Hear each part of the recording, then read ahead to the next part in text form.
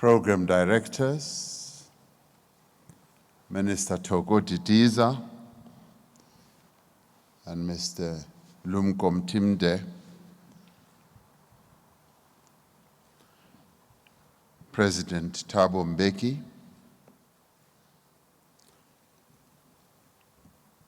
Dr. Siphokazi Sokupa, Bishop Malusi Mpumlwana, members of the Sokupa family,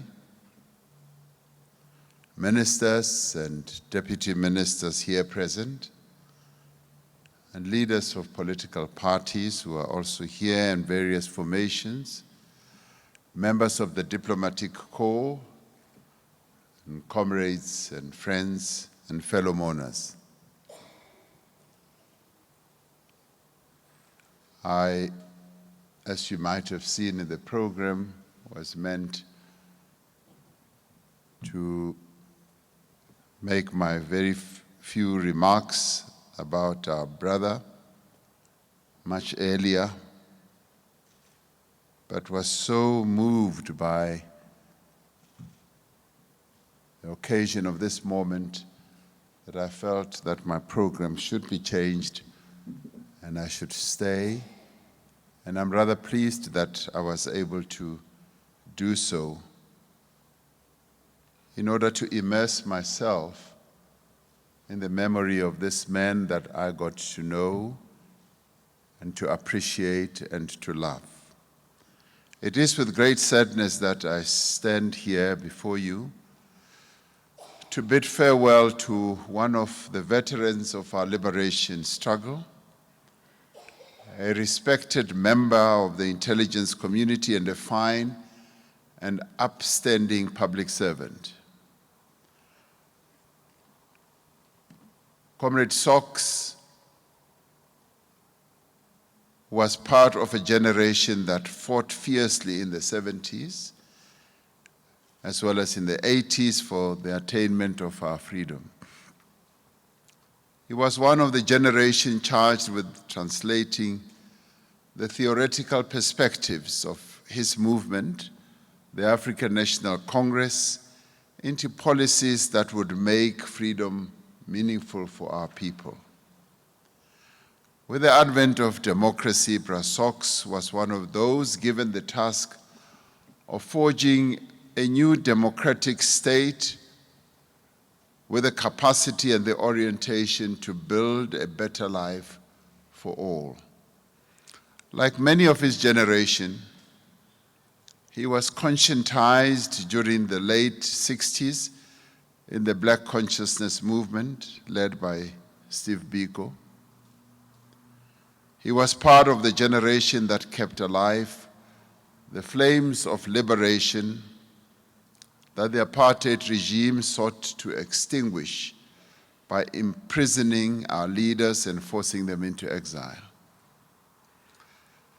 His political grounding in the South African Students' Organization, like many of us were in, where he served in a number of positions, was to establish in him a lifelong commitment to improving the conditions of the people of our country.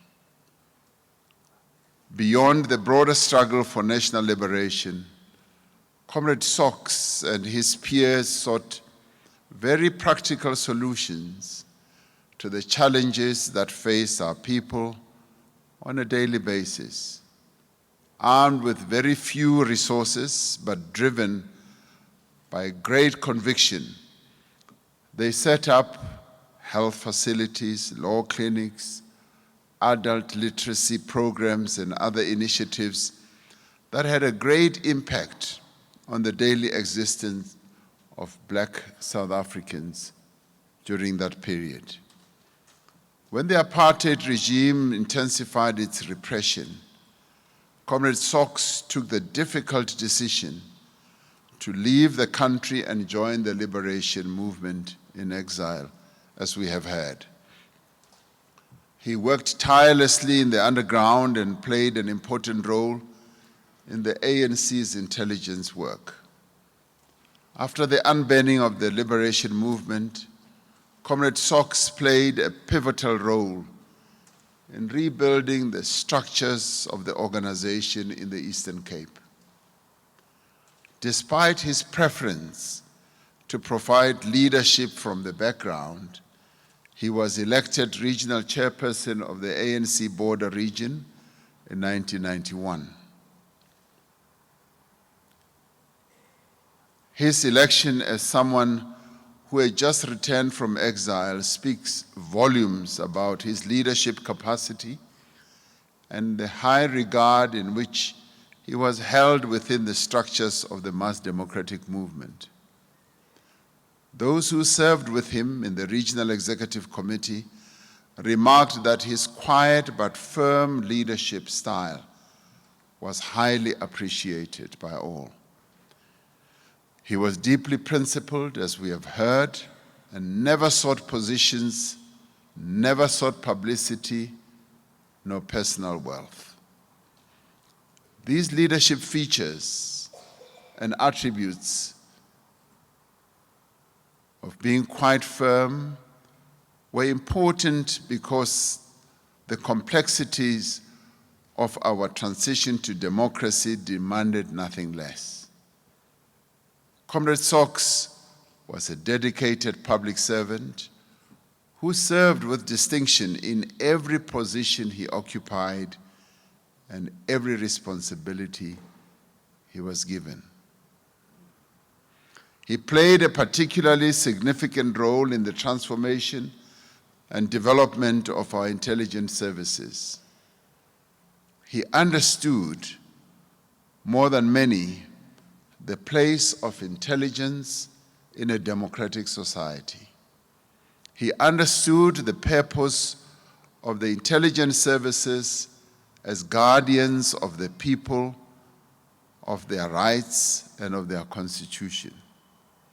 In a difficult field of work, in an environment often shrouded in secrecy and intrigue, he stood firm on the preeminence of the Constitution and the rule of law. It must have been deeply distressing for him as a member of the high-level review panel on the State Security Agency to witness how far our intelligence services had strayed from their essential purpose. I remain extremely appreciative of the insight, the diligence, and integrity that he brought to his work. I'm grateful to Comrade Soks and his fellow panel members, not only for exposing the severe weaknesses in the agency, but for providing a clear roadmap towards the agency's recovery and restoration. I'm particularly grateful to him and Professor Sandy Africa and Advocate Mojang Gugumbi for their outstanding work in probing government's response to the public violence and destruction that occurred in parts of our country in July of last year. In undertaking these tasks, Comrade Soks was honest and measured, he was deliberate, and he was principled. Where he found fault, he sought solutions. Throughout this work, indeed throughout his life, as we have heard, he remained true to his character and true to his convictions. He remained true to his movement, but most of all, he remained true to his people, but also his family. It was out of his deep love of his people that was born his deep disappointment at the extent of corruption in our society.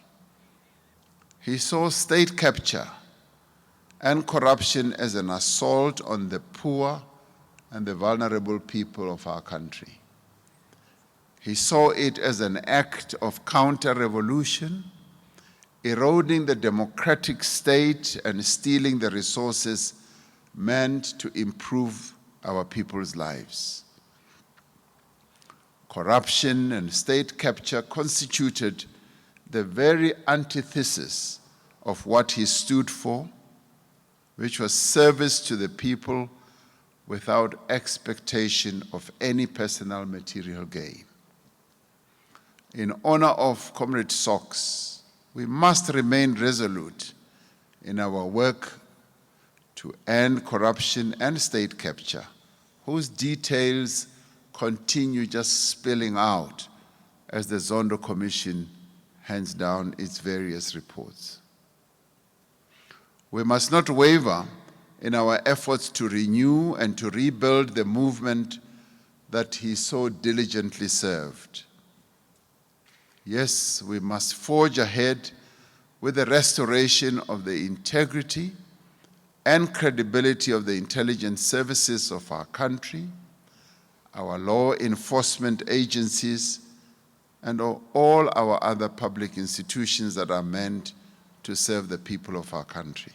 Most of all, we must pick up the spear where it has fallen, and indeed, a big tree has fallen.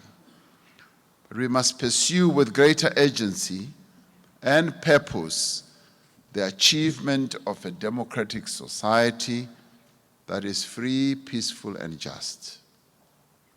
I think, having heard the annals of Comrade Soks' life, we should learn from him the qualities of selflessness, sacrifice, hard work, discipline, and love for the people of South Africa. We will always remember Comrade Soks as a brother, a husband, a father, a grandfather, a teacher, a disciplined cadre, a consummate professional, and a humble leader. The death of a friend is a tragic time for many who knew him. Friendship is one of the most important things that we have in life. The love and support we get from our friends is invaluable. And today, we got to hear from his friends and from those who were close to him how valuable he was to them. Friends stick by us. They see us at our worst, are there in hard times, and do so selflessly.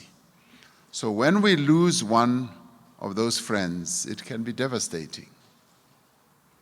The pain of losing someone so important and so special to us cannot be overstated. But how can we deal with the grief that the death of a friend leads to? How do we get by when a loved one is torn from our lives? My sister Sipokazi, when I last spoke to you, before he left us, I could sense your anguish and your pain at his deteriorating condition. We know that as a family, you look to understand what has happened. And may you find some relief in knowing that Comrade Soks was deeply loved and valued by many in our country. He came into the lives of many of us, and I can say that he has left his footprints on our hearts, and we will never forget him for his humility, for his gentleness, and for his humanity. And thank you for being there. And I would say many of you, as you related precisely the relationship that you had with him. From you, Bishop Mpumlwana, and to many others who were close to him, thank you for being there for him till the end. May his soul rest in peace, and may he be remembered forever as a revolutionary who contributed so greatly to our country. Thank you.